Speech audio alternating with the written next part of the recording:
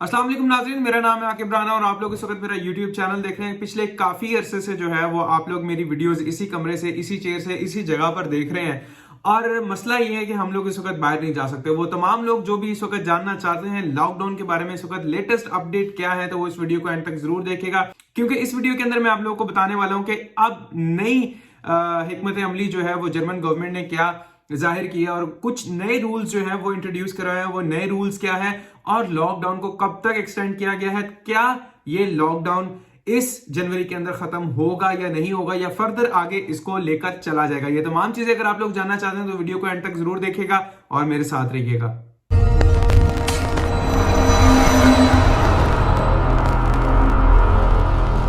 सबसे पहले तो मैं आप लोगों को ये बताना चलूं कि मंडे के दिन 4 जनवरी को ये एक मीटिंग हुई है। तमाम स्टेट्स की 16 स्टेट्स की मीटिंग हुई है प्राइम मिनिस्टर जो है जर्मनी की, उनके साथ, और उन्होंने इस बात के ऊपर एग्री किया कि इस वक्त जो सूरत हाल है जर्मनी के, जिस तरह से केसेस सिग्निफिकेंटली इंक्रीज कर रहे हैं, इनको रोकने के लिए इन लोगों को 3 वीक्स के लिए लॉकडाउन को एक्सटेंड करना पड़ेगा। यानी कि जिसका मतलब ये है कि 3 वीक्स, एंड ऑफ जनवरी, 31 जनवरी तक इसको लॉकडाउन को रखा जाएगा। और हार्ड लॉकडाउन है क्योंकि 13 दिसंबर से या 16 दिसंबर से इस लॉकडाउन को लगाया गया था।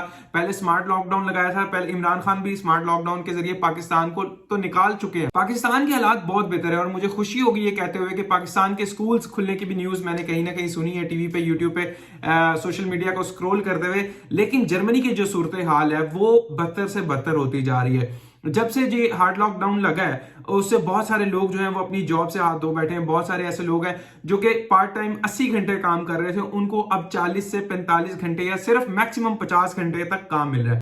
अब नई हिकमत अमली जो इन लोगों ने अपनाई है वो मैं आप लोगों के साथ शेयर करने जा रहा हूं। सबसे पहले तो जिन लोगों का टेस्ट नेगेटिव आ चुका है, टेस्ट मैंडेटरी है। देखिए, टेस्ट अगर आप लोग पाकिस्तान से मूव कर रहे हैं, इंडिया से मूव कर रहे हैं, कहीं से भी आप लोग जर्मनी में मूव कर रहे हैं, तो आपका टेस्ट करवा कर आना एक तो जरूरी है, और उसके बाद यहां आप एयरपोर्ट से भी टेस्ट करवा सकते हैं, वो भी आप लोगों के लिए बहुत इंपॉर्टेंट है।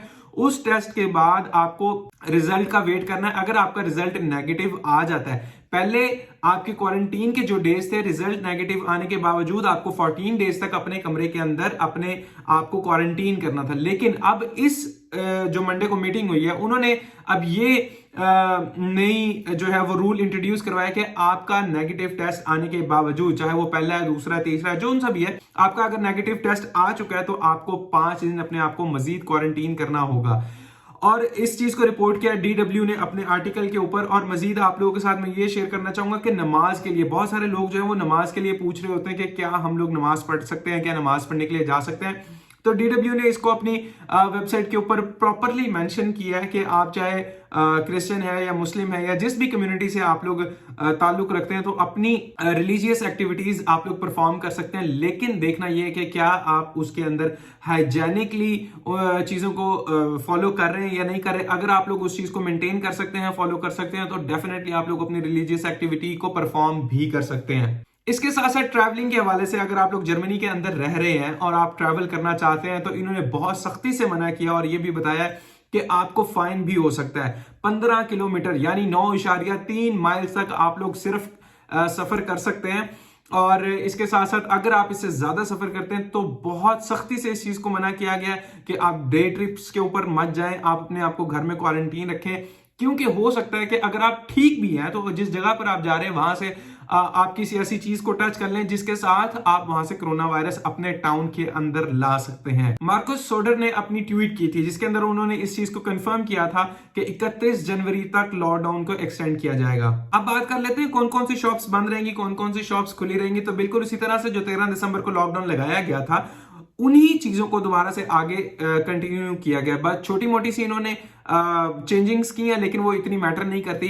जिस तरह से आप लोग की जो फूड्स की शॉप्स हैं वो ग्रोसरी के लिए ओपन रहेंगी, फूड्स आप लोग पिकअप कर सकते हैं। अगर आपकी कोई मेडिकल फार्मेसी वगैरह है वो ओपन रहेंगी। लेकिन वही चीज अपनाई गई है कि एक टाइम के अंदर देखा जाएगा कि कितने स्क्वायर मीटर की शॉप है, उस शॉप को उस हवाले से उतने ही लोग एंटर हो सकते हैं। अब ज़हन के अंदर सवाल ये आता है कि क्या ये लॉकडाउन मजीद आगे एक्सटेंड किया जाएगा 31 जनवरी के बाद या नहीं। तो हो सकता है कि इसी तरह से, जिस तरह से ये अब केसेस सिग्निफिकेंटली इंक्रीज कर रहे हैं, अगर आप अपना कोई ग्राफ फॉलो कर रहे हैं या कोई कोरोना मैप फॉलो कर रहे हैं, तो आप देख सकते हैं कि किस तरह रैपिडली जो है वो केसेस इस लॉकडाउन के अंदर इंक्रीज किए हैं। 2 के सारे मॉल्स वगैरह बंद है, हर चीज बंद है। बाकी कंट्रीज का मैं कुछ कह नहीं सकता हूं, बाकी कंट्रीज के अपने लॉज हैं। बेल्जियम के अंदर अगर हम लोग बात करें तो बेल्जियम के अंदर तमाम मॉल्स वगैरह खुले हुए हैं। मेरा पिछले दिनों वहां पर विजिट भी था और उसके बावजूद अभी पिछले ही दिनों मेरी एक और शख्स से वहां पर बात हुई तो उन्होंने मुझे ये बताया कि वहां पर मॉल्स वगैरह जो है वो ओपन है, तमाम एक्टिविटीज चल रही हैं, लेकिन जर्मनी ने अपने थोड़े से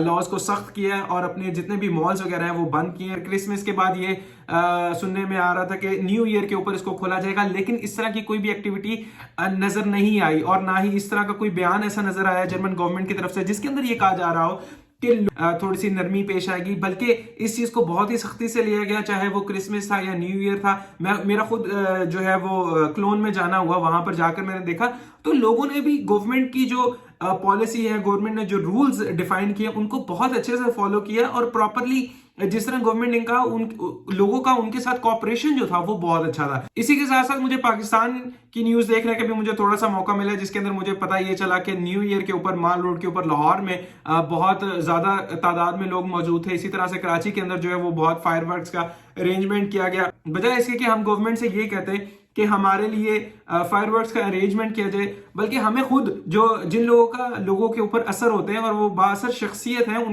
उनके लिए कोशिश ये होनी चाहिए थी कि वो लोगों को यही कहें कि आप भी घर बैठे, मैं भी घर बैठ रहा हूं, आप भी घर बैठे, अगर आपको रिश्तेदारों से मिलना है तो आप जरूर मिलें, लेकिन एक फासला जो है वो जरूर रखें। नो डाउट हमारी लाइफ के अंदर खुशियां बहुत कम है, नो डाउट हम लोगों को बहुत कम ऐसे मौके मिलते हैं जिनके अंदर हम लोग अपनी खुशी का इजहार करते हैं, और जब वो छोटे छोटे मौके हमें मिलते हैं तो हम अपने आप से वो बाहर आना शुरू हो जाते हैं। खैर वापस आते हैं अपनी उसी बात के ऊपर कि क्या इस लॉकडाउन को एक्सटेंड किया जाएगा या नहीं किया जाएगा। तो बिल्कुल अभी तक जो है वो 70% चांसेस यही है कि इसको फरवरी के अंदर भी कंटिन्यू किया जा सकता है। ये अब तक की मेरी अजम्पशन है।